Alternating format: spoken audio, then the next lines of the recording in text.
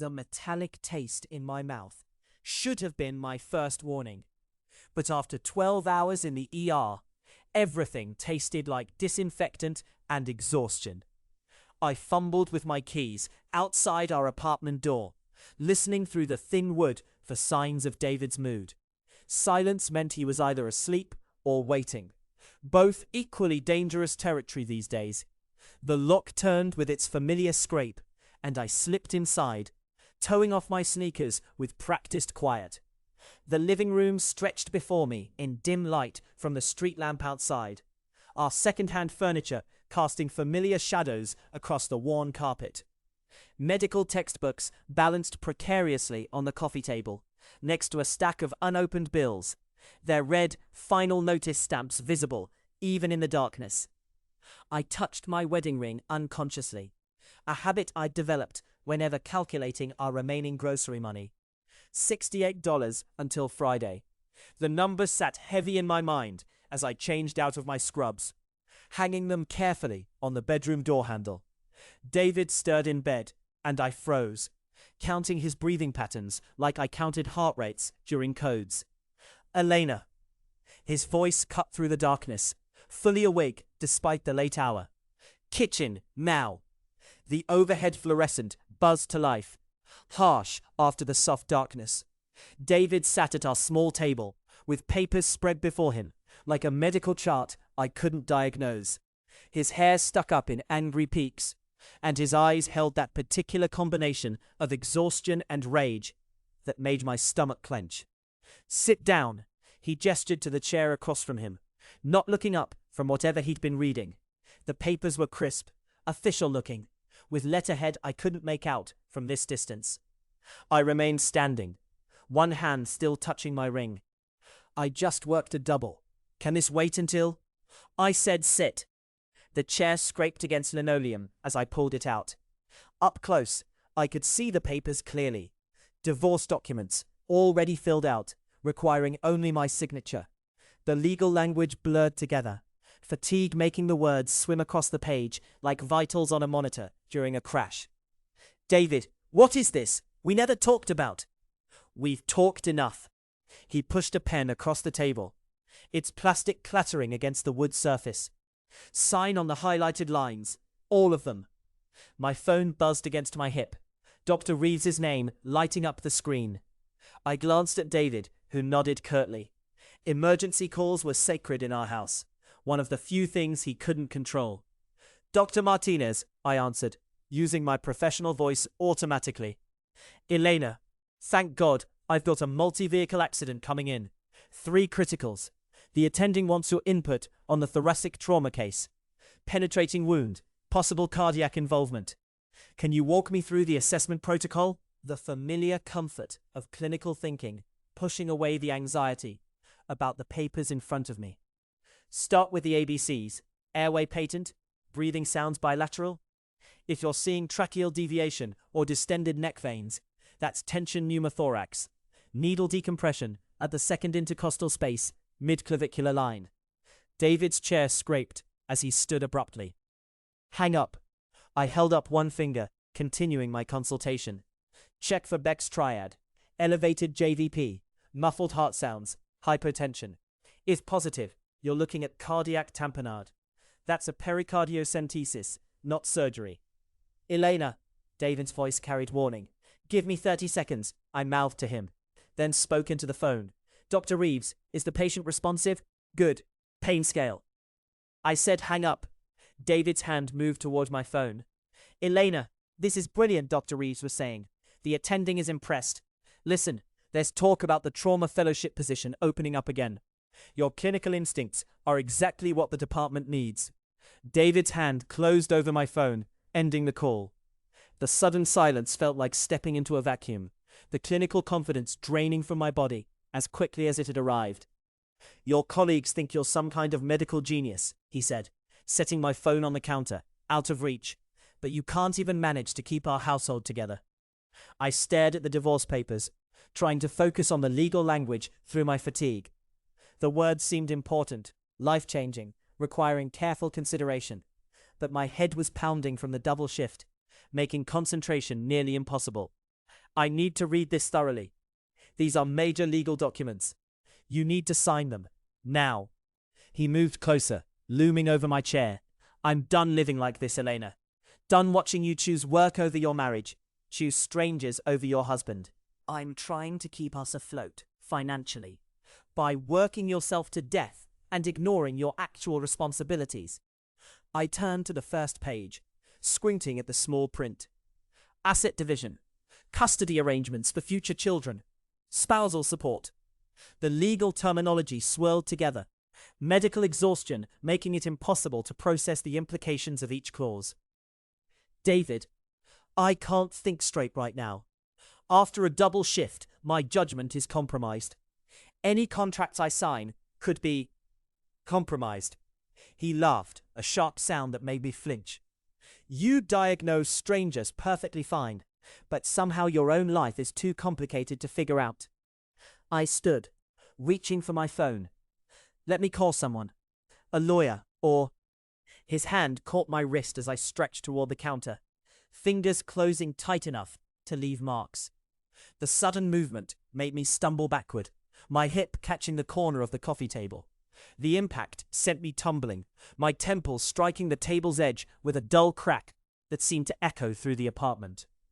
Stars exploded across my vision as I hit the floor, medical training automatically cataloguing symptoms even as they happened. Possible concussion, pupils potentially unequal, nausea rising, disorientation. The taste of blood, sharp and metallic, filled my mouth. Get up, David said, his voice distant through the ringing in my ears. Stop being dramatic. I touched my temple, fingers coming away wet and dark. Head wound, actively bleeding. Based on the impact of my current symptoms, probable mild traumatic brain injury. The irony wasn't lost on me. I was conducting a medical assessment on myself while my husband dismissed my injury as attention-seeking behavior. David, I need medical attention. This could be serious. What you need is to stop making everything about yourself and sign those papers. I pulled myself up using the couch armrest, fighting waves of dizziness. The divorce documents lay scattered across the floor where they'd fallen during my stumble, several pages now stained with drops of my blood. The legal language that had seemed important minutes ago now felt impossible to navigate with my head injury. I can't make legal decisions right now. Medical protocol states that head injuries compromise cognitive function. Any contract I sign could be invalidated. I don't care about your medical protocol. David gathered the blood-stained papers, smoothing them against the table surface. I care about getting this done tonight. The blood on the documents caught the harsh fluorescent light, dark spots spreading across the legal text like some terrible annotation.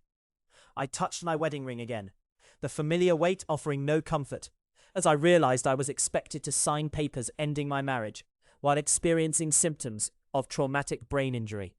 The pen felt impossibly heavy in my shaking hand as I reached for the first signature line. Blood from my temple dripping steadily onto the pages that would dissolve the only stability I'd ever known. 20 minutes after David slammed the door behind him, someone knocked. 3 measured raps, not the angry pounding of a man who'd forgotten his keys, or the hesitant tapping of concerned neighbors. I sat frozen on the couch, holding a blood-soaked dish towel against my temple, the signed divorce papers scattered across the coffee table, like evidence of my own destruction. The knocking came again. Patient, deliberate. Elena Martinez. The voice carried through our thin door, male and unfamiliar, with an accent I couldn't place. I need to speak with you about a noise complaint. I stumbled to the peephole, vision still swimming slightly from the head injury. A man stood in the hallway, tall and wearing an expensive-looking dark coat. His face was partially shadowed, but I could see sharp cheekbones and eyes that seemed to take in everything at once. Nothing about him suggested building management or police. I didn't call about any noise, I said through the door, touching my temple, where blood was still seeping through the makeshift bandage. I know. May I come in? Something in his tone made me hesitate. Not threatening exactly, but carrying an authority that suggested refusal wasn't really an option. My head throbbed as I tried to think clearly through the concussion symptoms. Who are you? Someone who's been watching your apartment for the past 3 weeks. Someone who recorded everything that just happened in your kitchen. My blood went cold, despite the warmth seeping through the towel pressed against my head. I fumbled with the chain lock, my hands shaking as I opened the door. He was even taller than he'd appeared through the peephole, filling our doorframe with a presence that made our cramped apartment feel smaller. His coat was definitely expensive. Cashmere, maybe, cut with the kind of precision that suggested custom tailoring. Dark hair swept back from a face that could have been carved from marble, except for eyes that held too much intelligence to be merely decorative. Those eyes swept over my injury, then moved to the blood-stained papers on the coffee table, cataloguing details with clinical precision. "Sit down before you fall down," he said, closing the door behind him and engaging both locks. "You're showing signs of concussion." "How would you know that?" "Because I know exactly how hard your head hit that table corner, and I know how much you weigh. Basic physics." He pulled out his phone, fingers moving across the screen with practiced efficiency. "Dr. Kovac, I need a mobile medical team at the address I'm sending you. Head trauma, patient conscious but showing neurological symptoms. 15 minutes. I sank back onto the couch, overwhelmed by the surreal nature of summoning private medical care to my rundown apartment. "I can't afford." "You're not paying." He pocketed his phone and moved to examine the divorce papers, careful not to disturb their positions. "Interesting timing, having you sign legal documents while experiencing traumatic brain injury." "You said you recorded everything." "How?" Instead of answering, he held up his phone again, thumb hovering over the screen. "Would you like to see?" I nodded, then immediately regretted the movement as pain shot through my skull. The video was crystal clear, shot from an angle that suggested he'd been positioned directly outside our kitchen window. David's voice came through perfectly as he demanded I sign the papers, my own responses audible but strained with exhaustion. The moment of impact played in horrible detail. My stumble, the crack of my head against the table, the blood that began flowing immediately. 3 weeks, I whispered, staring at the timestamp. "You've been watching us for 3 weeks. Watching you. David is simply collateral surveillance." The distinction felt important, though my injured brain couldn't quite process why. "That's illegal. Stalking. I should call." "With what evidence?" "I haven't approached you until tonight. Haven't made contact. Haven't threatened or intimidated." His voice remained calm, matter-of-fact. "I've simply been observing someone who interests me." "Why would I interest you?" He settled into David's chair at the kitchen table, somehow making our cheap furniture look dignified. "You work double shifts in trauma surgery. You've been commended twice this year for diagnostic accuracy under pressure. Last month, you correctly identified a rare cardiac condition that 3 attending physicians missed." My head swam with more than just the concussion. "How do you know about my work performance?" "The same way I know you missed dinner tonight, because of an emergency surgery that ran 4 hours past your shift." "The same way I know you've been calculating grocery money down to the dollar for the past 6 months." His eyes moved to my left hand, where I was unconsciously touching my wedding ring again. "The same way I know you touch that ring every time you're trying to solve a problem you can't fix." The casual intimacy of his observations made my skin crawl. No one should know those details about my life, especially not a stranger who'd been conducting surveillance from outside my window. "You're stalking me," I said, but the words came out weaker than I intended. "I'm protecting someone who matters." "Why would I matter to you? I've never even seen you before tonight." A knock interrupted his response, 3 sharp raps in the same pattern he'd used. He rose smoothly and opened the door to admit 2 people in medical scrubs carrying professional-grade equipment. They moved with the efficiency of trauma specialists, setting up a portable examination station in our living room, like they performed house calls regularly.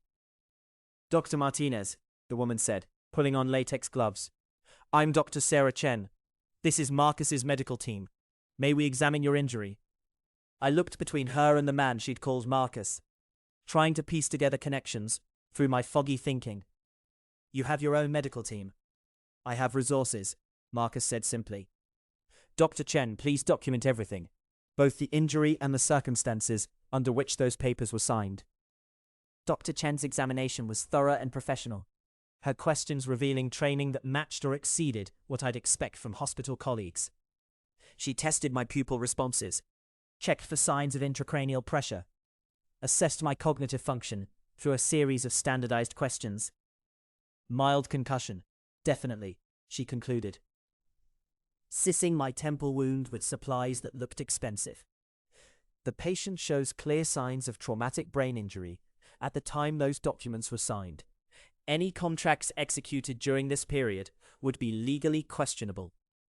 Is that admissible in court? I asked. With proper documentation and expert testimony, absolutely. Dr. Chen packed her equipment with the same efficiency she displayed setting up. Mr. Volkov, she needs monitoring for the next 24 hours. Someone should wake her every 2 hours to check responsiveness. Marcus nodded, as though he'd expected this instruction. After Dr. Chen and her partner left, silence settled over my apartment again, broken only by the distant hum of traffic and my upstairs neighbor's television. Volkov, I repeated, testing the name. That's Russian? Several generations removed, but yes. And you just happen to have medical teams making house calls at midnight? I have people who provide services when I need them. Medical care, legal consultation, security. His phone buzzed, and he glanced at the screen before continuing. Speaking of legal consultation, my attorney is reviewing photos of those blood-stained divorce papers. Preliminary opinion is that they're invalid due to duress and compromised mental capacity. The implications hit me slowly through the concussion fog. David will be furious. David will be handled. Something in his tone made me look at him more carefully. There was a stillness about him that suggested violence held in check, authority accustomed to being obeyed without question. The expensive clothes and private medical team suddenly seemed less like wealth and more like power. What kind of business are you in, Marcus? Security consultation. The vague answer felt deliberately evasive. For who? People who need protection. His eyes met mine directly. People like you. I didn't ask for protection. You didn't ask for a lot of things that happened to you tonight. My phone buzzed on the kitchen counter, where David had left it. Marcus retrieved it and handed it to me, but not before glancing at the caller ID. Dr. Reeves again, I said, accepting the call. Elena, I've been thinking about our conversation earlier. The trauma fellowship I mentioned. The application deadline isn't until next month. If you're interested, I could arrange for you to shadow Dr. Morrison during his next surgery series. I glanced at Marcus, who was listening with obvious attention to my side of the conversation. That sounds incredible. But I'd need to check my schedule. Of course. Think about it. Your clinical instincts are exactly what our department needs. Someone with your diagnostic accuracy could go far in trauma surgery. After I hung up, Marcus was studying me with an expression I couldn't read. Trauma fellowship, he said. That's significant advancement. It's just a possibility. Nothing definite. But something you want. The question forced me to confront desires I'd been suppressing for months. Advanced training, specialization. The kind of career recognition I'd dreamed about in medical school, but had convinced myself was impossible given our financial situation. David thinks my career ambitions are selfish. David thinks your competence threatens his control. The observation was so accurate, it made my breath catch. You really have been watching us. I've been watching you choose other people's needs over your own safety for weeks. Working doubles when you should be resting. Taking consultation calls at midnight. Staying in a marriage that's destroying you because you think stability matters more than survival. Stability does matter. Financial security, health insurance, a place to live, all of which I can provide. The offer hung in the air between us, loaded with implications I wasn't ready to examine. In exchange for what? Your expertise. As a doctor? As someone who can think clearly under pressure and make correct decisions when lives are at stake. My head was pounding again, the conversation moving too fast for my injured brain to follow completely. I don't understand what you're offering.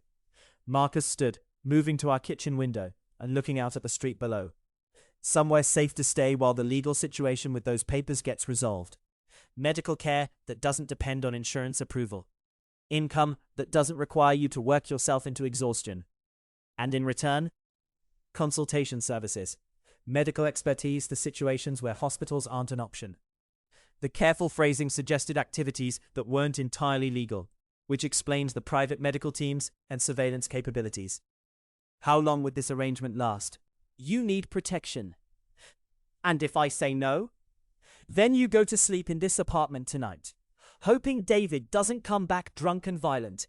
Tomorrow, you return to work with a concussion and try to perform surgery while experiencing neurological symptoms.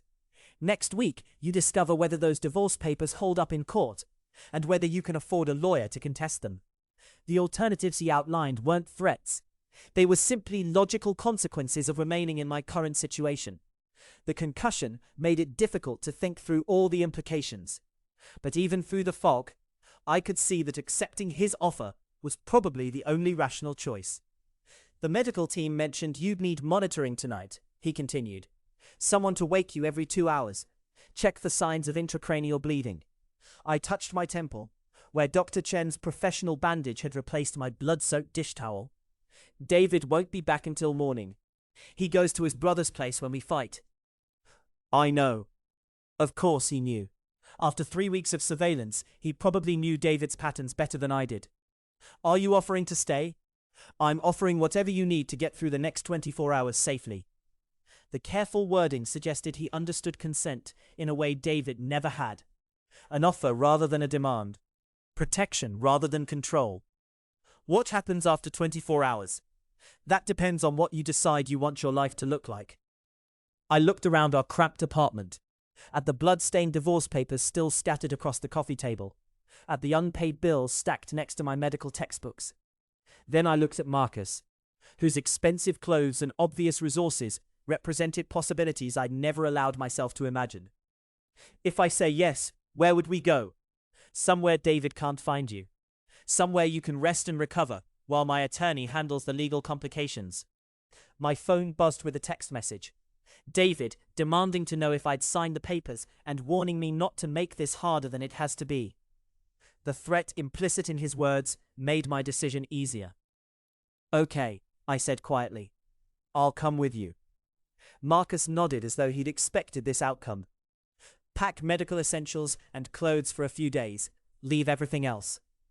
As I moved carefully toward our bedroom, fighting dizziness with each step, I heard him making another phone call. Sophia, we're moving to the safe house. Have Dr. Chen standing by for overnight monitoring. Safe house. The term suggested this wasn't his first time extracting someone from a dangerous domestic situation. I wondered how many other women had made this same choice, packing their lives into overnight bags while abandoning everything familiar for the promise of protection from a stranger with expensive clothes and mysterious resources. But as I folded my scrubs and gathered my medical credentials, I realized I wasn't just running towards safety.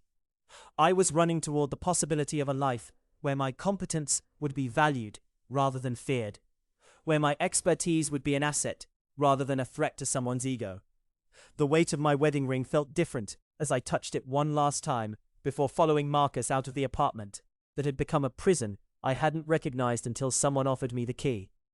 The penthouse elevator rose so smoothly I barely felt the motion, a stark contrast to the rattling freight elevator in my apartment building that groaned between floors like an exhausted patient.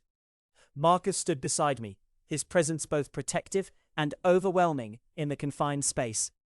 Through the concussion fog, I tried to process the last hour, signing divorce papers with my own blood, accepting help from a stranger who'd been surveilling my life, abandoning the only home I'd known as a married woman. The elevator opened directly into what could only be described as a living space designed for someone who controlled, rather than merely inhabited, their environment. Floor-to-ceiling windows revealed the city sprawling below us, lights twinkling like a circuit board. The furniture was modern but comfortable, expensive without being ostentatious. Everything spoke of resources I couldn't begin to calculate. The guest suite is through here, Marcus said, leading me down a hallway lined with abstract art I suspected cost more than my annual salary. Private bathroom, secure phone line, medical monitoring equipment. He opened a door to reveal a bedroom larger than my entire apartment, dominated by a king-size bed with crisp white linens that looked like they'd never been slept in. A sitting area by the windows included a desk equipped with what appeared to be professional medical reference materials. "I will check on you every 2 hours tonight," he continued, setting my hastily packed bag on the luggage rack. "If you experience any worsening symptoms, increased confusion, vomiting, loss of consciousness, there's an emergency button by the bed that connects directly to her." I sank into the chair by the desk, overwhelmed by the level of care being arranged for my benefit. This must cost a fortune. Medical expertise is valuable. Protecting valuable assets is good business. The clinical language should have been insulting, but something in his tone suggested he was deliberately maintaining distance, rather than expressing how he actually viewed me. "Is that what I am? A valuable asset?" "You're someone who saved 3 lives during your shift yesterday while working with a stress fracture in your left foot that you haven't told anyone about." I looked down at my foot automatically, shocked by his accuracy. The injury was minor, manageable with proper shoes and rest I never gave myself. But the fact that he knew about it suggested surveillance more detailed than I'd imagined. "How could you possibly know that?" "The same way I know you've been taking ibuprofen every 4 hours for the past week, or that you've been savoring that foot when you think no one's watching." He moved to the windows, looking out at the city below. "The same way I know you turned down the last fellowship opportunity, because David convinced you it would be too demanding for a stable marriage." The memory stung, not because it was false, but because it was perfectly accurate.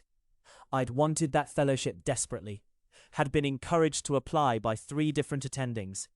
But David's constant complaints about my work schedule had worn me down until I'd convinced myself that choosing marriage over career advancement was the mature decision. "You seem to know more about my life than I do. I know you've been making decisions based on what other people need from you instead of what you need for yourself." He turned back toward me, and I caught something in his expression that might have been concern. "That's not sustainable long term." A soft knock interrupted my response. Marcus opened the door to admit a woman in her 30s, professionally dressed with the kind of understated elegance that suggested she was accustomed to moving in his circles. "Elena, this is Sophia. She coordinates security and logistics for my business operations." Sophia stepped forward with a warm smile that felt genuine, despite the unusual circumstances. "Dr. Martinez, I'm glad Marcus finally convinced you to accept help. We've been concerned about your situation for weeks." The casual use of my first name in Marcus's presence felt significant somehow, as though she was deliberately acknowledging my identity beyond my marriage to David. "We've been documenting the escalation of domestic violence in your household," Sophia said, settling into the chair across from me. "Marcus asked me to show you something." She produced a tablet and opened a file that made my stomach drop. Photographs of our apartment building, time-stamped and organized by date. David leaving angry and returning drunk. Me arriving home late from hospital shifts, visibly exhausted. Windows illuminated during arguments, shadows visible through thin curtains. "This goes back 6 weeks, Sophia explained, scrolling through the images. "We've documented 17 incidents of verbal aggression, 12 instances of property damage, and tonight's physical assault." The systematic documentation was both reassuring and terrifying. Someone had been protecting me without my knowledge, but the level of surveillance required was staggering. "Why?" I asked, looking between them. "Why would you invest this much time and resources in watching a stranger?" Marcus and Sophia exchanged a glance that suggested they'd anticipated this question. "Your expertise," Marcus said finally. "Your diagnostic accuracy under pressure. Your ability to make correct medical decisions when traditional resources aren't available. Those skills have value beyond hospital settings." "What kind of settings?" "Security consultation often involves situations where immediate medical care is necessary, but conventional hospitals aren't appropriate." The careful phrasing told me everything and nothing. Private medical care for people who couldn't seek treatment through normal channels. Emergency surgery in non-hospital environments. The kind of work that existed in legal grey areas but paid significantly better than residency salaries. "You're offering me a job."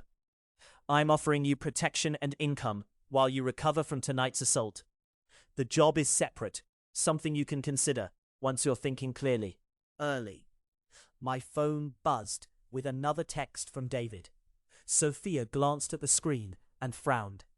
He's demanding you return home immediately, threatening to file a missing person report if you don't respond within an hour. Can he do that? Technically, yes, but missing person reports require evidence that someone is actually missing, rather than simply somewhere their spouse doesn't know about. Sophia's smile was sharp. I've already prepared documentation showing you're receiving medical care for injuries sustained in a domestic violence incident. The efficiency with which she'd anticipated legal complications was impressive and slightly unnerving. You've thought of everything. We've had weeks to prepare for various scenarios. Tonight's assault was the most likely trigger for you finally accepting help. The admission that they'd been waiting for me to be injured badly enough to accept intervention should have horrified me. Instead, I felt grateful that someone had been planning for my protection, while I'd been stumbling through each day, hoping David's anger wouldn't escalate further. What happens tomorrow? Tomorrow you rest and let the concussion symptoms clear, Marcus said. My attorney reviews the legal validity of those divorce papers and prepares documentation of the circumstances under which they were signed. Sophia coordinates any practical needs: clothing, personal items you might want from your apartment, contact with your hospital administration about medical leave. I can't take medical leave. We need the income.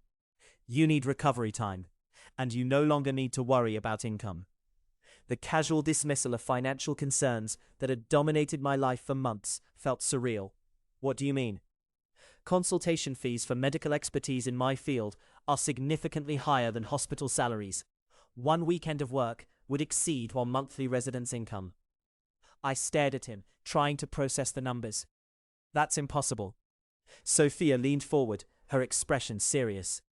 Elena, what Marcus does requires absolute discretion and immediate availability of medical expertise. People pay premium rates for services that can't be obtained through conventional channels. What exactly does Marcus do? Another glance between them, this one longer and more weighted. Security consulting for clients who require protection from threats that law enforcement can't or won't address, Sophia said carefully. Sometimes those threats result in injuries that need treatment outside traditional medical facilities. The euphemisms were transparent enough. Marcus provided security for people involved in activities that weren't entirely legal, which meant his associates occasionally needed medical care they couldn't seek at hospitals without triggering investigations. You want me to treat criminals? I want you to treat people who need medical care, Marcus corrected. Their legal status isn't your responsibility. It should have bothered me more than it did. But after years of treating patients in the ER without questioning how they'd been injured or whether their insurance would cover treatment, the distinction felt academic. Medical ethics required treating people who needed help, regardless of circumstances. And if I say no to the job offer, then you stay here until you're recovered and the legal situation is resolved. No obligations beyond accepting the protection you need. My phone buzzed again. This time David's message was longer and angrier, demanding I return home immediately, and threatening consequences if I continued to embarrass him with this dramatic disappearance. He's escalating, Sophia observed, reading over my shoulder. He always does when he feels like he's losing control. The observation came automatically, based on 3 years of experience with David's anger patterns. He'll start calling my workplace next, trying to make me look unstable. We can prevent that, Marcus said. Hospital administration can be informed that you're receiving medical treatment for injuries sustained in a domestic violence incident. That creates legal protections for your employment. The speed with which he solved problems that seemed insurmountable to me was dizzying. You've done this before. I've helped people extract themselves from situations where they felt trapped by circumstances beyond their control. Other women. Other people. The demographics vary, but the pattern is usually similar. Someone with valuable skills being controlled or threatened by someone who feels entitled to their compliance. I wondered how many other people had sat in this same chair, overwhelmed by Marcus's resources, and trying to decide whether accepting his help was salvation or simply trading one form of dependence. Dents for another. What if I want to leave? Later, I mean. Once things are resolved. Then you leave. With full legal protection, financial resources to establish independent living, and references for legitimate medical positions if that's what you prefer. No strings attached? No strings attached. Sophia's tablet chimed with an incoming message. She glanced at it and frowned. David's outside the building, she reported. Building security is handling it, but he's demanding access to see you. My heart rate spiked, the familiar anxiety of David's anger flooding my system. He found us already? He followed the security cameras from your apartment building. Standard stalking behavior. Marcus moved to the window, looking down at the street below. Sophia, have building security document everything. His demands, threats, any aggressive behavior. What if he doesn't leave? Then he'll be arrested for trespassing and harassment. The documentation Sophia's collecting will support a restraining order. The casual confidence with which Marcus handled David's threatening behavior was both reassuring and revealing. This wasn't someone accustomed to being intimidated or controlled by other people's anger. My phone rang. David calling instead of texting now. I looked at Marcus questioningly. Answer it, Sophia said. Put it on speaker. We need to document his threats. David's voice filled the room, tight with barely controlled fury. Elena, I know you're in there. Building security says you're visiting a friend. But we both know you don't have friends who live in penthouses. David, I'm receiving medical treatment for the head injury. Medical treatment that requires staying overnight in some stranger's apartment. Do you realize how this looks? It looks like someone who was assaulted is accepting help from people who can provide proper medical care. Assaulted? His voice pitched higher with outrage. You fell down. I didn't touch you. Sophia was recording everything, her expression professional, as David's lies played out in real time. David, Dr. Chen documented my injuries. The circumstances are clear. Dr. Chen? Who the hell is Dr. Chen? Elena, you're making decisions while you're obviously not thinking clearly. Come down here right now, so we can discuss this rationally. I'm exactly where I need to be. With some man you just met? Elena, this is insane. You're going to throw away our marriage for what? Some stranger who's taking advantage of you when you're vulnerable. Marcus stepped closer to the phone, his presence somehow audible even though he remained silent. I'm going to hang up now, David. Don't you dare hang up on me. Elena, I'm calling your hospital administration first thing tomorrow morning. I'm telling them you've had a mental breakdown, that you're making irrational decisions and shouldn't be treating patients. The threat hit exactly where he'd intended. My professional reputation, the career I'd spent years building, the identity that existed independent of our marriage. You can't do that. Watch me, unless you come down here right now and come home where you belong. Sophia made a cutting gesture across her throat, indicating I should end the call. But I found myself frozen, caught between the familiar fear of David's threats and the unprecedented experience of having people actively working to protect me from them. Elena, Marcus said quietly, hang up the phone. The calm authority in his voice cut through my panic. I ended the call and immediately felt David's absence like a physical relief. He'll follow through on the threat, I said. He'll call my hospital and try to damage my reputation. And when he does, hospital administration will receive documentation of your domestic violence situation and medical treatment for tonight's injuries, Sophia replied. His call will be viewed as retaliation against a victim seeking help. Plus, Marcus added, I suspect your colleagues have already noticed changes in your performance over the past few months. Increased absences, visible exhaustion, declining social interaction. When they learn you've been experiencing domestic abuse, your recent behavior will make sense, rather than suggesting mental instability. The observation was accurate and painful. My work had suffered as David's controlling behavior escalated. I'd been calling in sick more often, avoiding hospital social events, making mistakes that reflected my emotional exhaustion rather than medical incompetence. So what happens now? Now you try to rest, Sophia said, standing and collecting her tablet. Dr. Chen will check on you through the night.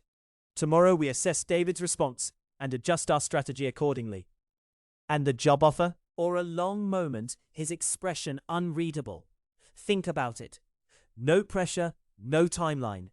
When you're ready to make decisions that aren't influenced by concussion or crisis, we'll discuss specifics. After Sophia left, silence settled over the guest suite. I moved to the bathroom to change into the pajamas I'd hastily packed, studying my reflection in the mirror. The bandage on my temple was professional and discreet, but the bruising was already darkening around the edges. Physical evidence of violence I'd been minimizing for months. When I returned to the bedroom, Marcus was adjusting the medical monitoring equipment Dr. Chen had left. This connects directly to her phone, he explained, showing me a small device. Pulse, blood pressure, temperature. If anything changes dramatically, she'll be alerted automatically. You really have thought of everything. Experience. I've learned that anticipating problems is more effective than reacting to them. I settled into the impossibly comfortable bed, pulling the expensive linens up to my chin. Marcus, while me specifically, there are other doctors, other people with medical expertise who might be more available. He paused in the doorway, considering his response. Because when Dr. Reeves called you tonight for medical consultation, your first instinct was to help, even though you were exhausted and your husband was threatening you. Because you've been working yourself to exhaustion for months, trying to maintain everyone else's stability, while your own life was falling apart. Because you have the kind of clinical thinking that stays clear under pressure. That describes a lot of medical professionals. Maybe, but most of them haven't been making life or death decisions while experiencing systematic psychological abuse. Most of them haven't maintained professional excellence while someone was deliberately undermining their confidence and controlling their resources. The observation hit deeper than I'd expected. David's constant criticism of my work, his dismissal of my colleague's respect, his financial manipulations that made career advancement seem impossible, all of it designed to convince me that I was barely capable of maintaining basic functionality, much less excelling in demanding medical situations. You see my work differently than David does. I see your work accurately.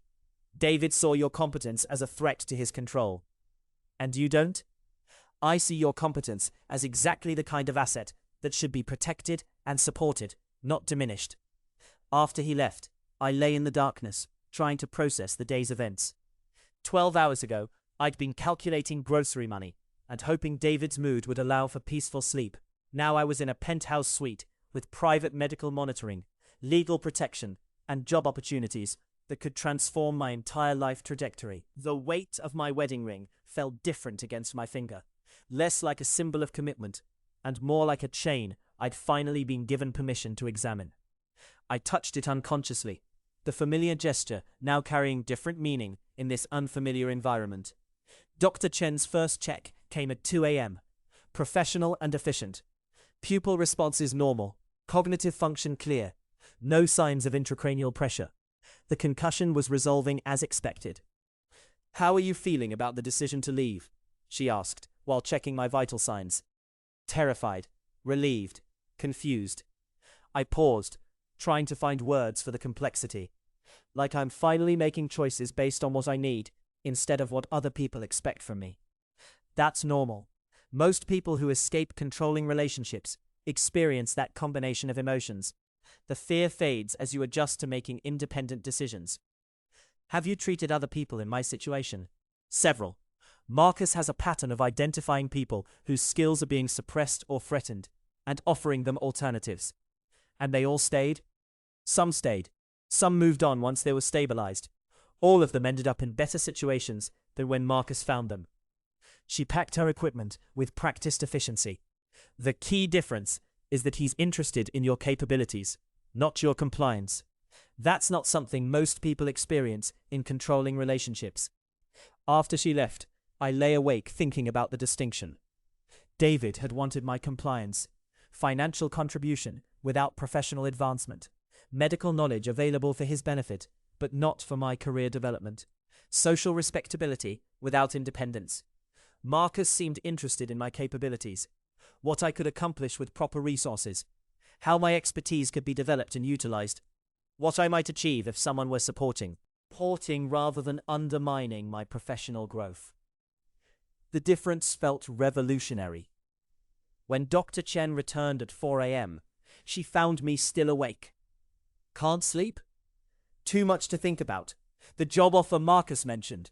What would it actually involve? Medical consultation and treatment in situations where traditional healthcare isn't available. Sometimes trauma surgery in non-hospital settings. Always discreet, always compensated significantly above normal rates. Illegal activities. Activities that exist in legal grey areas. Marcus's clients need medical care, but can't seek it through conventional channels for various reasons. Your job would be treating injuries, not asking questions about how they occurred. It sounded like combat medicine. Immediate treatment under non-ideal conditions. Focus on stabilization rather than long-term care. Ethical obligations limited to medical rather than legal considerations. And if I wanted to return to traditional hospital work later, Marcus would provide references and support for any career path you choose. He's not interested in permanent control. He's interested in mutually beneficial arrangements. The concept of mutually beneficial arrangements was so foreign after years with David that I struggled to believe it could be genuine. But everything I'd observed suggested Marcus operated on principles of investment rather than control, developing assets rather than consuming them. When dawn finally broke through the enormous windows, I felt like I was seeing sunlight for the first time in months. Not the harsh morning light that meant David would wake up angry, but gentle illumination that suggested new possibilities and fresh starts. My phone had been silent since David's angry call, which probably meant Sophia's legal documentation had convinced him that further harassment would create more problems than solutions. For the first time in longer than I could remember, I was waking up without calculating David's mood, our financial situation, or how to navigate another day of walking on eggshells. Instead, I was considering professional opportunities that could utilize my medical training at the level I'd always dreamed of achieving. I touched my wedding ring one final time, feeling its weight as a symbol of choices I'd made when I didn't understand what alternatives were possible. Tomorrow, I would start learning what my life could look like when someone invested in my capabilities rather than trying to control them. The safe house sat 40 minutes outside the city, surrounded by pine trees that muffled sound and provided natural barriers against surveillance. I'd expected something stark and utilitarian, but the cabin was surprisingly comfortable. Exposed wooden beams, stone fireplace, medical equipment discreetly integrated into what looked like a vacation retreat. Sophia had driven us here, after Marcus received a call that made his expression darken in ways I was learning to recognize as dangerous. Federal investigation, he explained, as we settled into the main living area. Someone's been feeding information to agents investigating my business operations. David's involvement adds personal complications to what should be purely professional problems.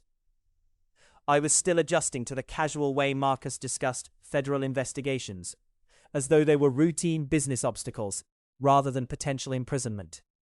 The past week in his penthouse had introduced me to a world where private medical teams, legal consultations, and surveillance networks were normal operational expenses. What kind of involvement? Sophia spread files across the dining table, documents that suggested weeks of preparation I hadn't been aware of. David contacted federal agents 3 days after you left. He's providing testimony about your suspicious disappearance and Marcus's pattern of targeting vulnerable women. The twisted logic was perfectly David. Unable to accept that I'd chosen to leave, he'd reframed my departure as criminal abduction requiring federal intervention. He's making himself a victim. He's making himself useful to people who want to cause problems for Marcus, Sophia corrected. Federal agents aren't particularly interested in domestic disputes, but they are interested in anyone who can provide information about Marcus's business activities.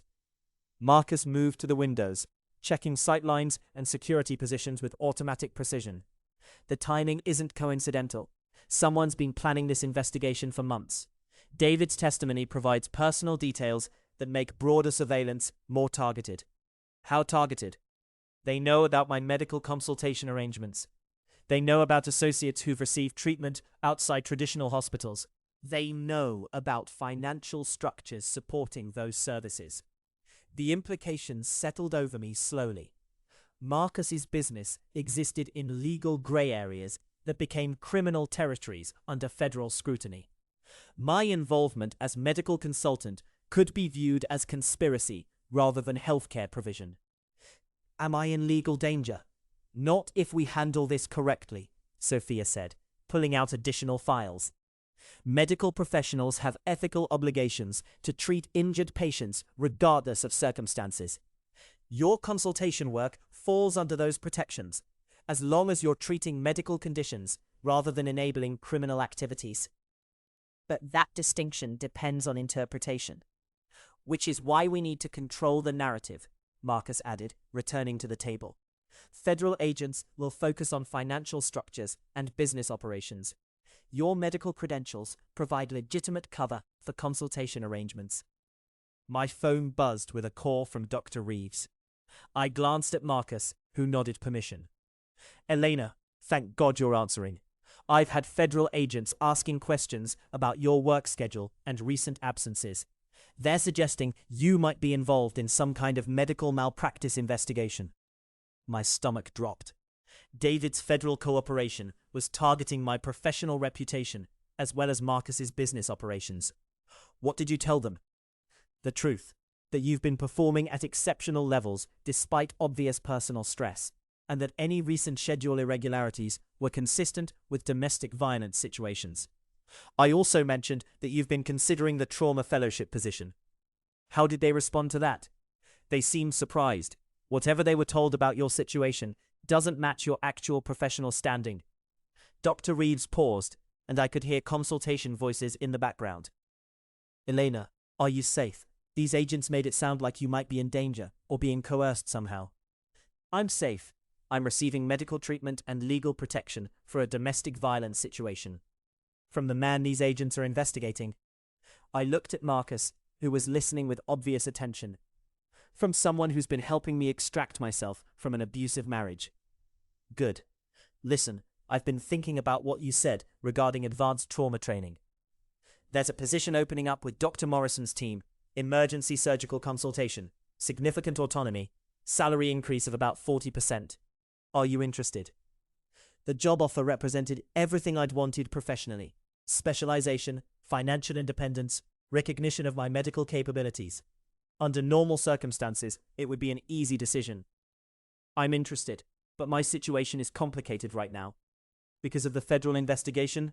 If you're providing medical consultation for legitimate purposes, that's not criminal activity. Medical professionals treat patients in all kinds of circumstances. After I hung up, silence settled over the cabin. Marcus and Sophia exchanged looks that suggested they'd anticipated this development. The fellowship position, Sophia said. That's significant career advancement. It's everything I've wanted professionally. Financial independence, specialization training, recognition of my medical abilities. And it requires you to return to traditional hospital work, Marcus observed, which becomes complicated if federal agents are monitoring your activities. The trap was elegant in its simplicity. Accepting the fellowship meant returning to conventional medical practice, but federal surveillance would make that impossible if I continued consulting for Marcus. Declining meant sacrificing career opportunities I'd dreamed about for years. David's creating a situation where I have to choose between professional advancement and personal safety. David's creating a situation where federal agents think you're a victim who needs rescue from criminal influence, Sophia corrected. That narrative serves their investigation while positioning him as a concerned husband rather than an abusive spouse. Marcus moved to the medical equipment I'd been learning to operate. Portable surgical tools, monitoring devices, pharmaceutical supplies that exceeded most hospital emergency departments. The irony is that your medical work here has been more advanced than anything you'd do in the fellowship position. He was right. Over the past week, I'd performed procedures that challenged my skills in ways hospital rotations never had. Emergency surgery without full supporting staff, diagnostic assessments based on limited information, treatment planning under time pressure that made ER work seem leisurely, socially recognized training. It's not documented training, Sophia said. There's a difference. My phone buzzed with another call, this time from a number I didn't recognize. Dr. Martinez? This is Agent Sarah Henderson, Federal Bureau of Investigation. I'd like to speak with you about your recent living arrangements and medical consultation activities. Marcus moved quickly to set up recording equipment, gesturing for me to put the call on speaker. Agent Henderson, I'm currently receiving medical treatment for injuries sustained in a domestic violence incident. My legal representation would prefer that any official questions go through appropriate channels. We're not investigating you, Dr. Martinez. We're concerned about your safety. Your husband has provided information suggesting you may be in a coercive situation with someone who has a history of exploiting vulnerable women. The careful phrasing revealed David's narrative. Elena as victim, Marcus as predator, federal agents as rescuers. It was brilliantly designed to appeal to law enforcement assumptions about domestic violence dynamics.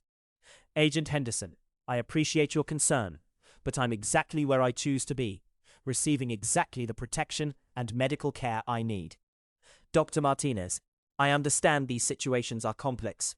Sometimes people feel grateful to individuals who provide help during crisis situations, even when that help comes with hidden obligations or costs. Are you suggesting I'm suffering from Stockholm Syndrome? I'm suggesting that someone with your medical training would recognize if you were being manipulated or controlled through financial dependence and isolation from support systems. The psychological evaluation stung because it contained elements of truth. I was financially dependent on Marcus, isolated from my normal environment, and definitely grateful for protection that had probably saved my life. Under federal analysis, those factors could suggest coercion rather than choice. Agent Henderson, I'm a physician with advanced training in trauma surgery. I'm fully capable of recognizing manipulation and making informed decisions about my own safety and medical care.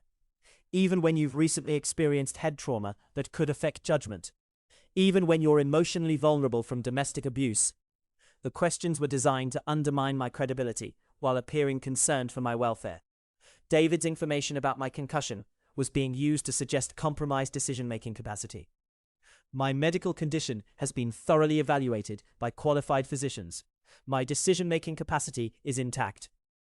Dr. Martinez, we have documentation of financial transactions between you and Marcus Volkov that suggest compensated medical services in non-hospital settings. Can you explain the nature of that medical work? I looked at Marcus, who nodded slightly. I've provided medical consultation for individuals who required immediate treatment, but couldn't access traditional healthcare facilities. All services were within my scope of practice and professional ethical guidelines. What prevented these individuals from seeking treatment at hospitals? The question was designed to elicit information about criminal activities that would require avoiding official medical records. Agent Henderson, medical ethics require treating patients who need care, regardless of their personal circumstances. I don't investigate patients' backgrounds before providing treatment. But you do document treatments provided, correct? For insurance and legal purposes? Marcus was shaking his head. Documentation could be subpoenaed and used to identify associates who'd received medical care. I document medical procedures according to professional standards and patient confidentiality requirements. Dr. Martinez, I'm going to be direct. Your husband is concerned that you're being exploited by someone with extensive criminal connections who may be using your medical credentials to support illegal activities. Are you willing to meet with us to discuss these concerns? I'm willing to have my attorney coordinate any official discussions through appropriate legal channels. Dr. Martinez, I ended the call and immediately felt the weight of federal attention focusing on everything I'd done since leaving David. Marcus was already on his phone, speaking in rapid, quiet tones to what sounded like legal counsel. How much trouble are we in? I asked Sophia. Depends on how much documentation exists and how federal agents interpret medical consultation laws. She was reviewing files on her tablet, cross-referencing legal statutes with consultation arrangements. Medical professionals have broad protections for treating patients. Actions have limitations when activities appear to support organized crime. Is Marcus involved in organized crime. Marcus is involved in security consultation that exists in legal grey areas. Whether that constitutes organized crime depends on federal interpretation and political pressure to obtain convictions. The euphemisms were wearing thin under federal scrutiny. Marcus provided security for people engaged in activities that weren't entirely legal, which meant his business operations could be classified as criminal conspiracy rather than legitimate consultation. And my medical work supports those operations. Your medical work treats injured people, Marcus said, ending his call. Federal agents can interpret that however serves their investigation, but medical ethics are clear. Physicians treat patients who need care, even if those patients are criminals, especially if those patients are criminals. Medical ethics don't include moral judgments about patient behavior. A knock at the cabin door made everyone freeze. Sophia moved to check security monitors, then relaxed slightly. Dr. Chen, she announced, opening the door for Marcus's medical team leader. Dr. Chen entered, carrying medical supplies, and looking grimmer than I'd seen her before. Marcus, we have a problem. Federal agents raided Dr. Liu's clinic this morning. They seized medical records, financial documents, pharmaceutical supplies. Dr. Liu? Another physician who provides consultation services for my business associates, Marcus explained.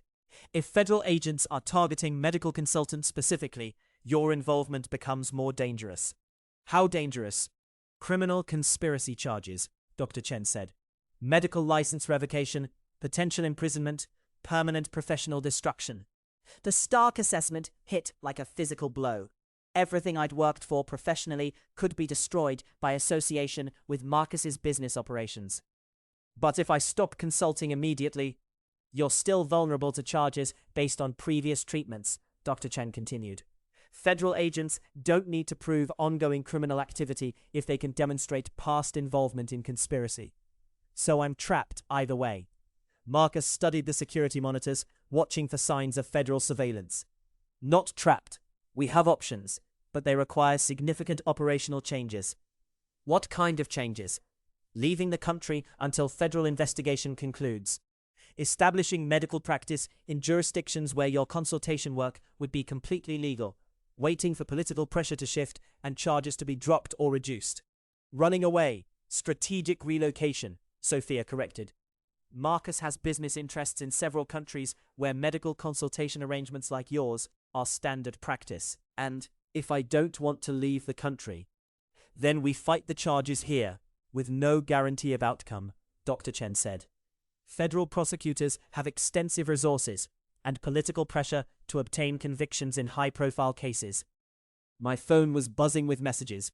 Dr. Reeves asking about the fellowship position, David demanding I contact him immediately. Unknown numbers that probably represented federal agents or reporters who'd learned about the investigation. What about the fellowship position Dr. Reeves mentioned? Hospital administration won't offer positions to physicians under federal investigation, Sophia said gently. Professional opportunities will be suspended until legal issues resolve. The cruel irony wasn't lost on me. Leaving David had opened professional possibilities that were now being destroyed by his collaboration with federal investigators. David's narrative of Marcus exploiting vulnerable women was being validated by my apparent choice to abandon career advancement for continued association with someone under criminal investigation. He's winning, I said quietly. David's not winning, Marcus corrected. He's creating complications that require different strategies. I'm losing everything I worked for professionally. You're temporarily suspending certain professional activities while legal issues resolve. That's different from permanent loss. Dr. Chen moved to the medical equipment setup, checking supplies and medications. Elena, your surgical skills have advanced significantly over the past weeks. The procedures you've performed here are more complex than most fellowship programs offer. But they're not officially documented. They're documented, Marcus said, just not in ways federal agents can access. What do you mean? Sophia opened a secured laptop, revealing files I hadn't known existed. Every procedure you've performed has been recorded, documented, and verified. Verified by Dr. Chen. Patient outcomes, surgical techniques, diagnostic accuracy, Everything necessary for professional credential review. You've been documenting my work? We've been documenting your excellence, Marcus said. Medical achievements that exceed typical fellowship training, performed under conditions that challenge conventional hospital protocols. The screen showed detailed medical records, surgical videos, outcome assessments that read like a comprehensive residency portfolio. Months of advanced training condensed into weeks of intensive practice. Why? Because your capabilities deserve recognition, regardless of political complications surrounding how you develop them. Another knock interrupted my response. Sophia checked monitors and immediately reached for her sidearm. Unknown vehicle, 3 occupants, government plates. Marcus moved with practiced efficiency, securing sensitive documents while Dr. Chen packed medical supplies. Elena, stay here, he said. Sophia will handle contact with federal agents. Don't volunteer information. Don't answer questions without legal representation present. What if they arrest me? Then we proceed with legal strategies we've prepared for that possibility. The casual acceptance of potential arrest should have terrified me more than it did. Instead, I felt grateful that someone had anticipated this scenario and developed contingency plans rather than leaving me to navigate federal investigation alone. Through the cabin windows, I watched 3 agents approach the front door. Professional, careful, but not aggressive. Investigative contact rather than arrest procedure. Sophia opened the door before they could knock, projecting calm authority despite the obvious tension. Agent Henderson, how can I help you? Ms. Petrov, we're here to speak with Dr. Martinez about her voluntary cooperation in our investigation.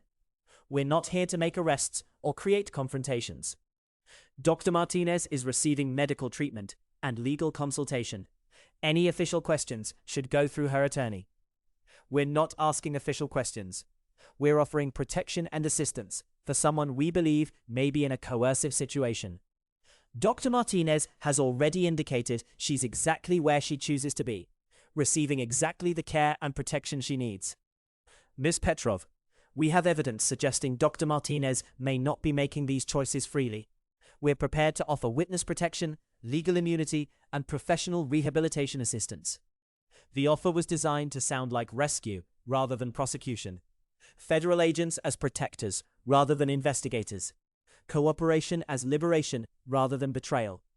Agent Henderson, I called from inside the cabin. I appreciate your concern, but I'm fully capable of making informed decisions about my own safety and medical practice. Dr. Martinez, may we speak directly?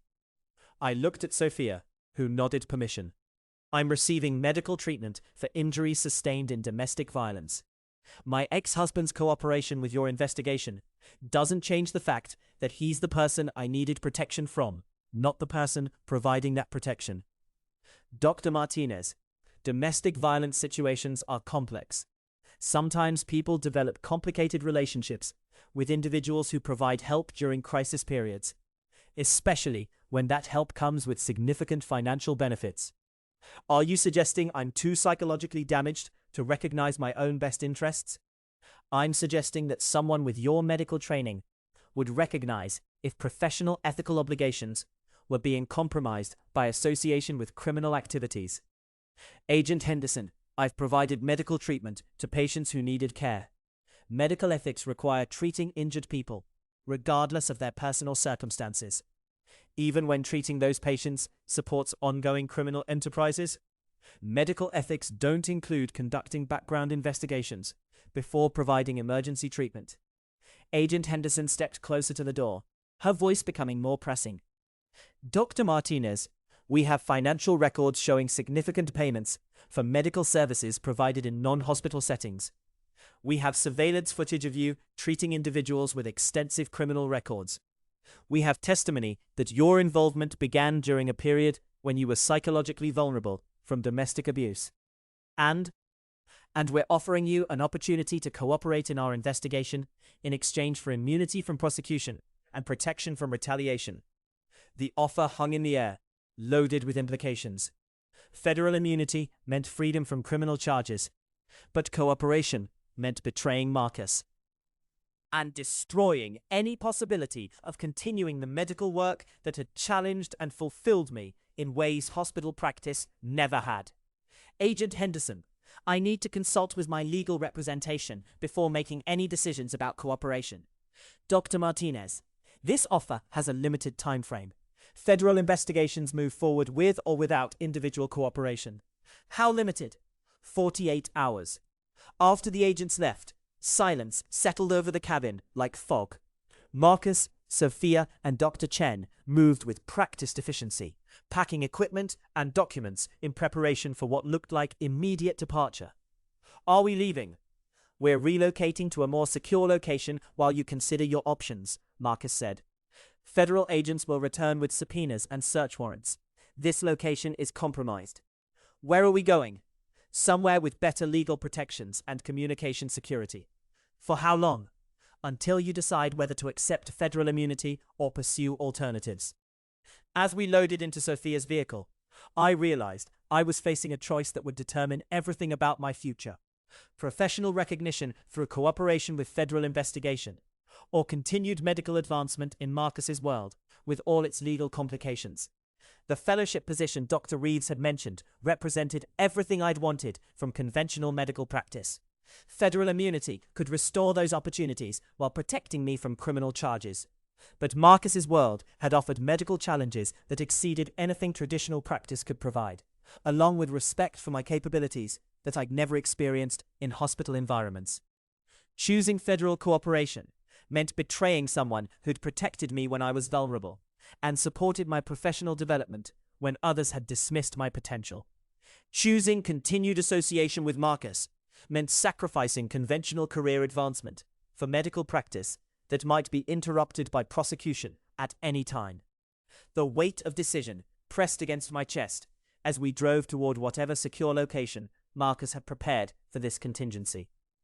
For the first time since leaving David, I was facing choices that were entirely my own, with full awareness of consequences and complete freedom to choose based on my own priorities rather than someone else's needs. The freedom was terrifying and exhilarating in equal measure. The secure facility was a converted medical clinic 2 hours from the cabin, equipped with surgical suites that rivaled major hospitals. Marcus had arranged for us to meet here under the pretext of emergency medical consultation. But I suspected the real purpose was providing neutral ground for the conversation that would determine whether I cooperated with federal agents or disappeared with him into whatever international arrangements he'd prepared. 46 hours, Sophia said, checking her secured phone, until Agent Henderson expects your response. I stood in the main surgical suite, surrounded by equipment I'd been learning to operate with increasing expertise over the past weeks. The monitors, ventilators, and surgical tools represented capabilities I'd developed under Marcus's protection. Advanced trauma surgery performed under conditions that exceeded anything traditional fellowship programs could offer. Elena, Dr. Chen approached with a tablet containing files I hadn't seen before. Before you make final decisions, there's something you need to understand about the federal investigation. More complications? Information David hasn't shared with federal agents. Information that changes the nature of what you're being asked to betray. She opened the tablet to reveal financial records, communication logs, and surveillance footage spanning months before I'd met Marcus. David's gambling debts, she explained. Significant amounts owed to people who don't accept payment plans or negotiate settlements. The documents showed a pattern of escalating financial obligation. Online gambling, sports betting, poker games with stakes that exceeded our household income by staggering margins. How much does he owe? $230,000 to people who collect debts through violence rather than legal proceedings. My stomach dropped as the implications became clear. David's domestic violence hadn't just been about control. It had been about stress from financial obligations he couldn't meet through legitimate means. Why didn't he tell federal agents about this? Because admitting gambling debts would undermine his narrative about being a concerned husband. Federal agents think he's cooperating from genuine worry about your safety. Having his legs broken, Marcus appeared in the surgical suite doorway, his expression grim. There's more. What kind of more? David's creditors learned about your medical skills and earning potential. They're not just demanding payment, they're demanding your services as partial debt satisfaction. My services? Medical treatment for their associates, surgical procedures that can't be performed in hospitals, diagnostic consultations for people who can't seek traditional medical care. The twisted irony was breathtaking. David was cooperating with federal agents to force me away from Marcus, but his creditors wanted to force me into the same kind of medical consultation work I'd been doing voluntarily. So whether I choose federal immunity or stay with Marcus, I end up providing medical services to criminals. Except David's creditors won't offer legal protection, professional development, or respect for your medical expertise, Dr. Chen said. They'll use threats and violence to ensure compliance. Sophia joined us in the surgical suite, carrying additional files that looked official and ominous. Elena, there's something else. Federal agents aren't just investigating Marcus. They're planning to use your testimony to prosecute everyone you've treated medically. What do you mean? Patient confidentiality doesn't apply when federal agents classify medical treatment as conspiracy to support criminal enterprise. Your cooperation would require identifying everyone you've provided medical care for, describing their injuries, and testifying about circumstances that led to those injuries. The ethical implications hit like a physical blow. Medical cooperation with federal investigation would violate patient confidentiality on a massive scale, destroying trust relationships I'd built with people who needed medical care regardless of their legal status. I can't testify against patients I've treated. Federal immunity requires complete cooperation, Sophia continued. Medical records, patient identification, detailed testimony about injuries that might indicate criminal activity. That's a violation of medical ethics. Federal prosecutors argue that treating criminals constitutes criminal conspiracy, which nullifies normal ethical protections. Marcus moved to the surgical monitors, checking equipment that I'd used to save lives over the past weeks. The choice isn't really between legitimate medical practice and criminal association, Elena. It's between different forms of criminal association, with different levels of protection and respect. What do you mean? David's creditors will force you to provide medical services through threats and violence. Federal agents will force you to violate medical ethics through legal coercion. I've offered you medical consultation where your expertise is valued and your ethical obligations are respected. But your business activities are still technically illegal. My business activities exist in legal gray areas that become criminal when federal agents need prosecution targets.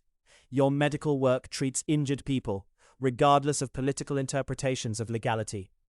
Dr. Chen moved to the pharmaceutical cabinet, revealing supplies that exceeded most hospital formularies.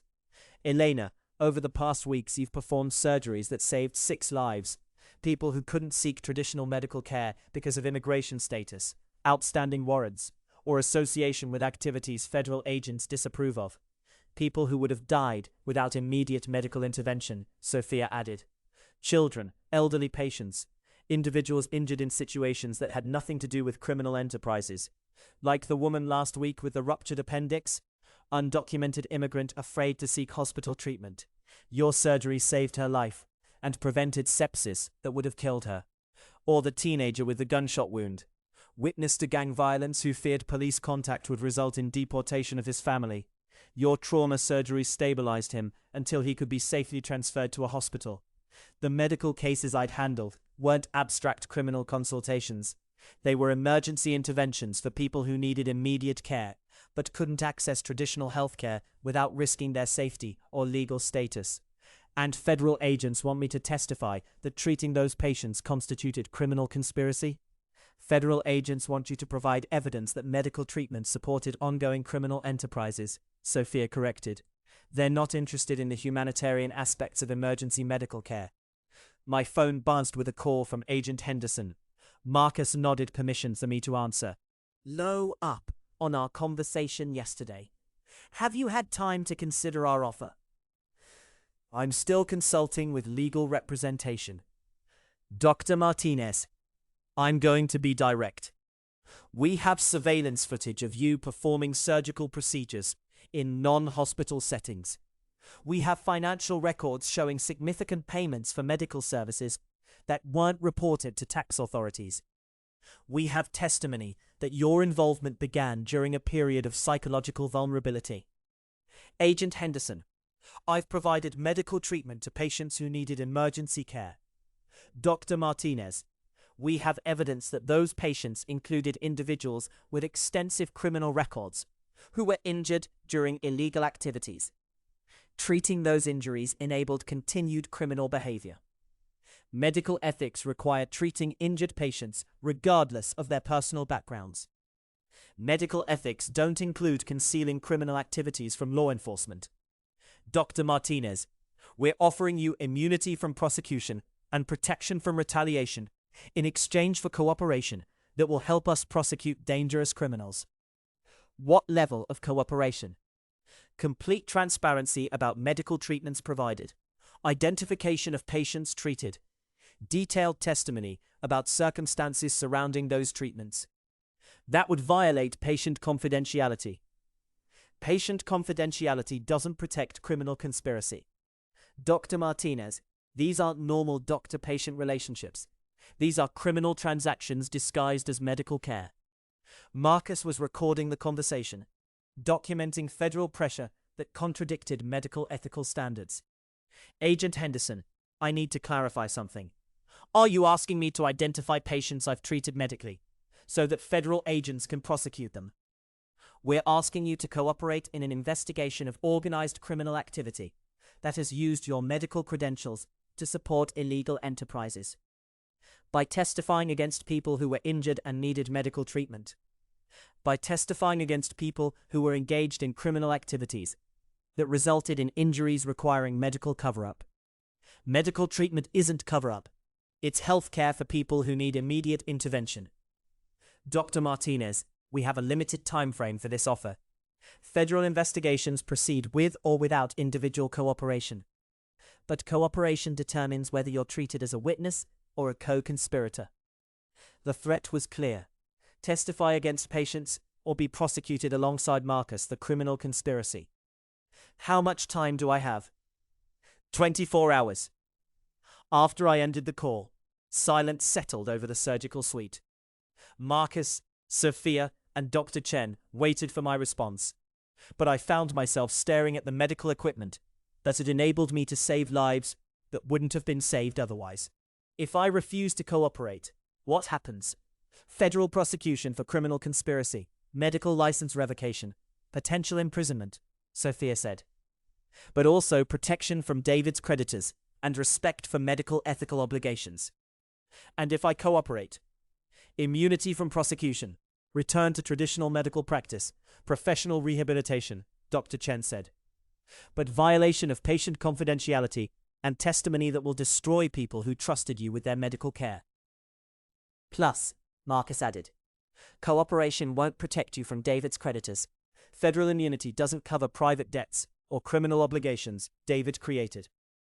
So cooperation with federal agents gives me legal protection, but physical vulnerability, while refusing cooperation gives me physical protection, but legal vulnerability. That's an accurate assessment, Sophia confirmed. My phone buzzed with a text from David. Elena, federal agents told me about the choice you're facing. Choose correctly and I'll handle the debt situation. Choose incorrectly and you'll deal with my creditors alone. David's offering debt forgiveness in exchange for federal cooperation? Marcus read the message and laughed, a sound without humor. David doesn't have resources to satisfy gambling debts. He's offering something he can't deliver. Then what's he really offering? Time. If you cooperate with federal investigation, his creditors might delay collection while legal proceedings conclude. If you refuse to cooperate, they'll demand immediate satisfaction through your medical services. So my choices are testifying against patients to buy David time he probably can't use, or protecting patient confidentiality while being forced to provide medical services under threat of violence. Unless you choose the third option, Marcus said quietly. What third option? Leave the country with me. Establish medical practice in a place where David's influence can't reach us. I'm listening, I whispered. Equal practice in jurisdictions where consultation arrangements like ours are completely legal. Continue developing your surgical capabilities without legal complications or ethical violations. Running away. Starting over, he corrected. With resources, protection, and professional opportunities that exceed anything available here. Sophia opened her laptop, revealing what appeared to be travel documents, medical credentials, and facility arrangements in multiple countries. Marcus has medical facilities in Switzerland, Singapore, and Costa Rica. All jurisdictions where private medical consultation is standard practice, where your skills would be valued, and where federal agents have no jurisdiction. And David's creditors? David's creditors have no international reach. Leaving the country eliminates their leverage completely. What about my life here? My career, my colleagues, everything I've built professionally. Everything you've built professionally is being threatened by federal investigation regardless of your cooperation decision, Dr. Chen said gently. International practice offers opportunities to continue medical development without legal complications. Marcus moved to the windows, checking security positions with automatic vigilance. Elena, I need you to understand something about tonight's choice. This isn't just about federal investigation, or David's debts, or my business operations. What else is it about? It's about David arranging a meeting tomorrow, where he expects you to return to him in exchange for federal cooperation and debt forgiveness. What kind of meeting? Sophia opened additional files showing surveillance photos of David with unknown individuals. Meeting locations, timestamps, communication intercepts.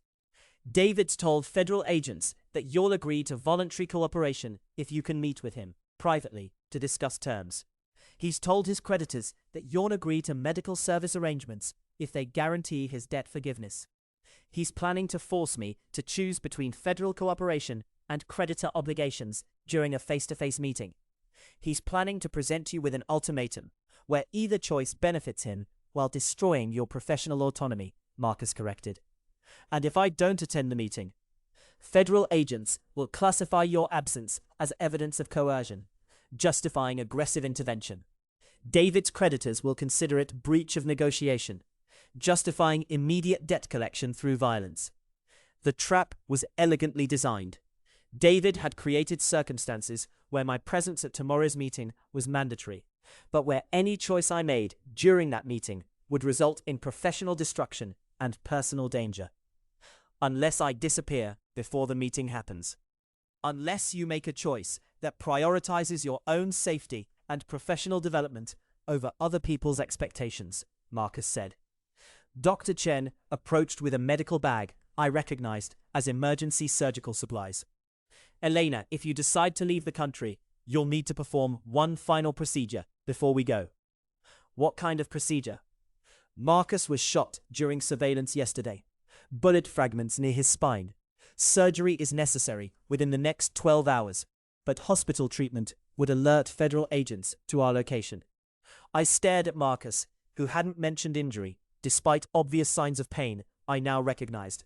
Controlled movement, careful positioning, the pallor that indicated blood loss and stress. Why didn't you tell me you were injured? Because your decision about federal cooperation needs to be based on your own priorities, not obligation to provide medical treatment. When did this happen? During intelligence gathering about David's meeting arrangements. His creditors were planning surveillance of their own, and contact resulted in complications. You were shot gathering information about threats to my safety. I was shot performing routine security operations that happened to involve your situation. Sophia moved to assist with medical preparation, but I could see the concern in her expression, despite her professional demeanor. How serious is the injury? Serious enough to require surgical intervention within hours, Dr. Chen said. Not serious enough to be immediately life-threatening if treated correctly. And if not treated, progressive neurological damage, possible paralysis, eventual complications that could be fatal. The choice crystallized with surgical clarity. Marcus had risked his life gathering intelligence about threats to my safety, while David had created those threats through gambling debts and federal cooperation designed to serve his own interests. Cal development and respected my professional capabilities. while federal agents wanted to force me to violate medical ethics and destroy patient relationships I'd worked to build. Marcus offered continued medical advancement in environments that challenged my capabilities, while David's world offered only obligations and restrictions that diminished my potential. I need surgical supplies prepared for spinal bullet extraction, I told Dr. Chen, and I need communication equipment to contact federal agents. Elena, Marcus said carefully, you don't have to provide medical treatment as payment for protection. Your safety isn't conditional on performing surgery. I'm not performing surgery as payment. I'm performing surgery because you need medical treatment, and I'm qualified to provide it. The same reason I've treated every patient over the past weeks. And the federal agents? I'm going to inform Agent Henderson that I'm declining federal cooperation, that I'm providing medical treatment to someone who needs emergency surgery, and that I won't be available for David's meeting tomorrow because I'll be out of the country. Sophia smiled, the first genuine happiness I'd seen from her since federal investigation began. Switzerland? Wherever Marcus needs to go for surgical recovery and continued medical care. Elena, Marcus said quietly, are you certain? This choice eliminates possibilities for return to traditional medical practice here. This choice eliminates possibilities for medical practice compromised by federal coercion, debt obligations, and domestic violence. It creates possibilities for medical development based on expertise rather than legal compliance. As I prepared surgical equipment for Marcus's procedure, I realized I was choosing to protect someone who'd protected me, to value medical ethics over federal compliance, and to prioritize professional growth over conventional career advancement. The surgery would be complex. Bullet extraction near spinal tissue required precision that challenged my technical capabilities. But the challenge was exactly what I'd been training for, and Marcus's recovery would demonstrate medical expertise that exceeded traditional fellowship programs. Dr. Chen, please document this procedure for my professional credentials file. Spinal bullet extraction under non-hospital conditions. Emergency surgical intervention with limited support staff. Already planned, she confirmed. This surgery will be the capstone demonstration of your advanced trauma training. As I called Agent Henderson to decline federal cooperation, I felt the weight of choosing my own professional path rather than accepting limitations imposed by other people's needs or fears. Agent Henderson, this is Dr. Martinez. I'm declining your offer of federal cooperation. Dr. Martinez, I strongly advise against this decision. Federal prosecution will proceed without your cooperation. I understand. I'm providing medical treatment to someone who requires emergency surgery, and I'll be unavailable for any meetings or consultations for the foreseeable future. Dr. Martinez, we can provide protection if you're being threatened or coerced. I'm exactly where I choose to be, providing exactly the medical care I'm qualified to give. After ending the call, I looked around the surgical suite where I'd learned to perform procedures that exceeded anything traditional training had offered. Tomorrow I'd be performing the most complex surgery of my career to save the life of someone who'd risked everything to protect me. The following week, I'd be establishing medical practice in a country where consultation arrangements were legal and respected, where my expertise would be valued, and where professional development wouldn't be constrained by federal investigations or domestic violence. For the first time in my adult life, I was making choices based entirely on my own priorities and capabilities, rather than other people's expectations or limitations. The freedom was worth every risk involved in claiming it. 18 months later, I stood in the surgical suite of the Clinique Montclair outside Geneva, reviewing preoperative scans for a complex spinal reconstruction that would have been considered impossible in most American hospitals. The patient, a former Olympic skier whose career had ended in a devastating accident, required surgical techniques I'd developed during my time with Marcus. Procedures that combine trauma surgery expertise with precision microsurgery rarely attempted outside specialized research facilities. Dr. Martinez, my surgical resident Dr. Larson, approached with the morning's surgical schedule. The patient's family is requesting final consultation before we proceed. Stand the risk profile and recovery expectations. I touched the engagement ring Marcus had given me 6 months ago, the same unconscious gesture I'd developed with my wedding ring. but now representing choice and celebration, rather than obligation and endurance. The weight felt familiar and comforting, a physical reminder of decisions made from strength rather than desperation. Schedule them for 10 minutes before pre-op. I want to review the imaging one final time with the patient present. Dr. Larson nodded and moved efficiently to arrange the consultation. Over the past year, I developed a reputation for thorough patient communication and surgical precision that attracted cases from across Europe. The Clinique Montclair specialized in procedures requiring discretion and advanced technical capabilities, legitimate medical practice that served clients who valued privacy and excellence over insurance networks and bureaucratic protocols. My phone chimed with a message from Sophia, who now coordinated between Marcus's restructured security consulting business and my medical practice. Both operations had been reorganized under Swiss legal structures that provided transparency for regulatory oversight while maintaining client confidentiality protections. Federal investigation concluded last month. David's gambling creditors were prosecuted for racketeering. He's serving 18 months for obstruction of justice. No charges filed against you or Marcus. The news should have brought relief, but mostly I felt distant satisfaction that David's consequences had finally matched his choices. Agent Henderson had contacted me twice through official channels, requesting cooperation in ongoing investigations. But Swiss medical privacy laws provided protection from American legal fishing expeditions. Dr. Martinez, Dr. Chen appeared in the surgical suite, now serving as my partner in the advanced trauma surgery program we developed at Clinique Montclair. Marcus is here for his quarterly follow-up. Would you like to examine the surgical site before we begin today's procedure? Marcus entered the surgical suite, moving with complete mobility. No trace of the spinal injury that had required emergency surgery 18 months ago. The bullet extraction I performed in that converted clinic and saved his life and prevented paralysis. But more importantly, it had demonstrated surgical capabilities that now forms the foundation of my reputation in European medical circles. How are you feeling? I asked, conducting routine neurological assessment with hands that no longer shook when touching him. Professional competence integrated with personal affection, rather than medical evaluation complicated by trauma and desperation. Perfect mobility, no pain, full sensation in all extremities. He submitted to the examination with patient cooperation, understanding that my medical thoroughness reflected expertise rather than anxiety. Dr. Chen says you're planning to publish the surgical technique? European Journal of Trauma Surgery accepted our paper on emergency spinal bullet extraction under field conditions. It'll be the definitive reference for the procedure, with your name as primary author, with my name as the surgeon who developed and performed the technique, supported by Dr. Chen's research and documentation. The distinction mattered.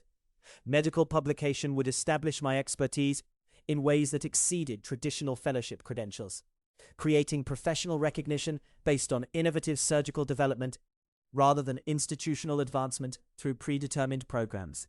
Speaking of professional recognition, Dr. Chen added, Johns Hopkins contacted me yesterday. They're interested in establishing an exchange program with Clinique Montclair, specifically focused on advanced trauma procedures you've developed. The irony wasn't lost on me. American medical institutions now wanted access to expertise I developed while fleeing American legal prosecution. Dr. Reeves had reached out personally, expressing amazement at surgical innovations that far exceeded anything the fellowship program could have provided.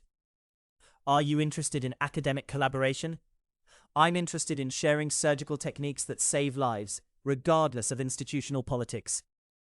I reviewed the spinal reconstruction imaging one final time, noting details that would require precision beyond standard surgical protocols. But I'm not interested in returning to medical practice constrained by insurance limitations and bureaucratic oversight. Marcus moved to the windows overlooking Lake Geneva, where snow-covered mountains provided backdrop for the life we'd built together. The house renovation should be complete next month. The home surgical suite, white, will be fully equipped for emergency procedures. And the wedding venue? The chapel overlooks the lake, with reception facilities for about 60 guests. Dr. Chen will serve as maid of honor. Sophia will coordinate logistics, and will invite colleagues from both medical and business operations. The wedding planning felt surreal after years of marriage that had been more obligation than celebration. Marcus and I were designing a ceremony that would celebrate partnership between equals rather than legal contract between unequal parties. Any word from American colleagues? Dr. Reeves will attend if surgical schedule permits. Dr. Morrison from the Trauma Fellowship Program wants to observe procedures during his visit. Marcus paused, considering something. Agent Henderson requested permission to attend as well. Agent Henderson? She's applying for Swiss Law Enforcement Exchange Program, specifically focused on international medical crime investigation. Apparently, your case taught her that medical consultation often serves humanitarian rather than criminal purposes. The transformation felt significant. Federal agent who'd viewed my medical work as criminal conspiracy, now seeking to understand legitimate medical practice that served clients outside traditional healthcare systems. Did you grant permission? I told her to ask you directly. It's your professional event and personal celebration. A knock at the surgical suite door announced my next patient's arrival. The spinal reconstruction would require 4 hours of microsurgery, followed by 3 days of intensive monitoring and 6 months of rehabilitation coordination, the kind of complex case that challenged every aspect of my surgical development. Dr. Martinez, the patient said, accompanied by his wife and teenage daughter. We've researched your background extensively. The procedures you've pioneered, the outcomes you've achieved, the innovation in surgical technique. Thank you. I want to review the imaging with you one final time. Ensure you understand both the surgical plan and recovery expectations. Actually, we wanted to thank you for accepting our case. 3 American hospitals refused the surgery as too complex, too risky, too experimental. You're our only option for maintaining neurological function. The gratitude was familiar. Over the past year, I treated patients that conventional medical systems couldn't or wouldn't serve. Complex cases requiring innovation, high-risk procedures demanding expertise, urgent interventions needed by people who couldn't access traditional healthcare. Medical innovation requires accepting cases that challenge existing protocols, I explained, positioning imaging screens for optimal viewing. Your spinal reconstruction will utilize techniques developed during emergency surgery performed under non-ideal conditions. Sometimes necessity drives medical advancement more effectively than research laboratory environments. Like the surgery you performed on Mr. Volkov. Among others, emergency medical situations often require surgical improvisation that leads to improved techniques for planned procedures. After detailed consultation and successful surgery, I found myself in the clinic's private dining area with Marcus, Sophia, and Dr. Chen, the team that had evolved from crisis management to legitimate business operation over 18 months of careful development. Next month's caseload? Sophia asked, reviewing scheduling requests on her tablet. 4 complex spinal procedures, 2 experimental cardiac interventions, 3 emergency consultation arrangements for private clients. I studied the variety of cases, noting diversity that exceeded any hospital rotation. Plus academic collaboration with Johns Hopkins and publication deadlines for 3 surgical journals. And the trauma surgery residency program we're developing?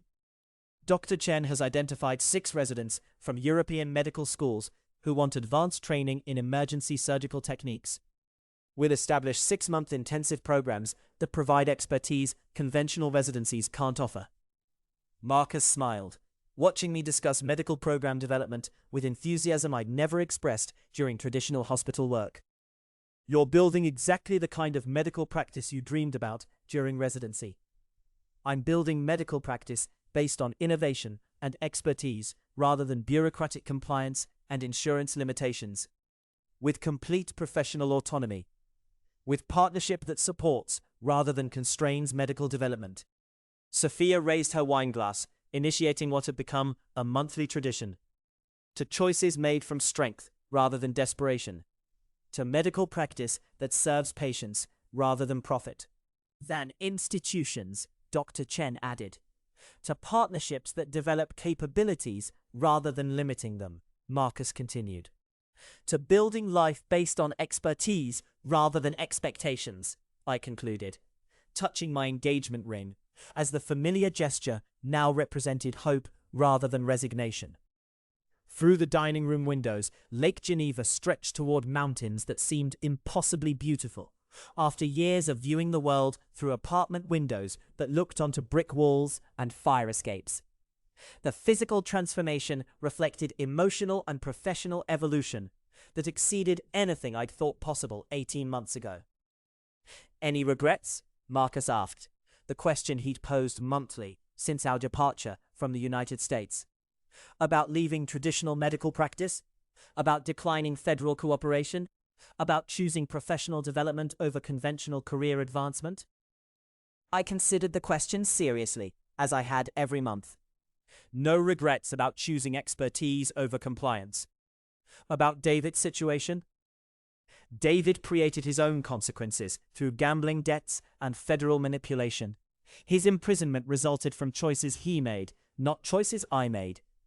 About professional opportunities you might have missed? I've developed surgical capabilities that exceed anything traditional fellowship programs offer. I've established medical practice that challenges my expertise daily.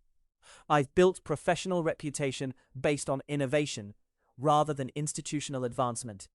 I paused, recognizing truth I hadn't fully acknowledged before. I have professional opportunities I never would have imagined if I'd stayed in conventional medical systems. My phone chimed with a message from Dr. Reeves. "Elena, the surgical video you sent is extraordinary. Johns Hopkins wants to offer you department head position if you're ever interested in returning to American practice." The offer represented everything I'd wanted professionally before leaving. Department leadership, academic recognition, prestigious institutional affiliation. 18 months ago, it would have been impossible to refuse. "Interesting?" Marcus asked, reading over my shoulder. "Interesting that American institutions now want expertise they initially viewed as criminal activity." "And your response?" "I'm going to invite Dr. Reeves to observe procedures here. Experience medical practice without bureaucratic constraints. See what surgical innovation looks like when it's not limited by insurance protocols and legal defensiveness." Not interested in returning? Not interested in constraining medical development to serve institutional limitations. Dr. Chen raised an additional toast. "To medical practice that innovates rather than complies." I realized I was living exactly the life I'd choose if given unlimited options. Challenging medical work that utilized my expertise fully. Professional recognition based on surgical capabilities rather than political navigation. Personal partnership that supported rather than diminished my development. The woman who'd signed divorce papers with blood-stained hands while experiencing domestic violence had evolved into someone who performed surgery that saved lives, developed techniques that advanced medical practice, and built professional reputation that attracted international recognition. Marcus had provided protection when I was vulnerable, but more importantly, he'd supported development of capabilities that made me strong. Sophia had coordinated logistics during crisis management, but now she managed business operations that served my professional goals. Dr. Chen had provided medical backup during emergency situations, but now she collaborated on surgical innovation that challenged both our expertise. The engagement ring on my finger represented choice rather than obligation, partnership rather than dependence, celebration of capabilities rather than acceptance of limitations. 6 months later, I would marry someone who valued my expertise. In a ceremony celebrating partnership between equals, surrounded by colleagues who respected my professional development, rather than expecting my submission. The transformation felt complete, not because problems had been solved, but because I'd learned to make decisions based on my own priorities, rather than other people's expectations. Medical practice that served my capabilities rather than constraining them. Professional relationships that supported development rather than demanding compliance. Personal partnership that celebrated expertise rather than fearing it. For the first time in my adult life, touching my ring was a gesture of comfort and confidence, rather than resignation and endurance.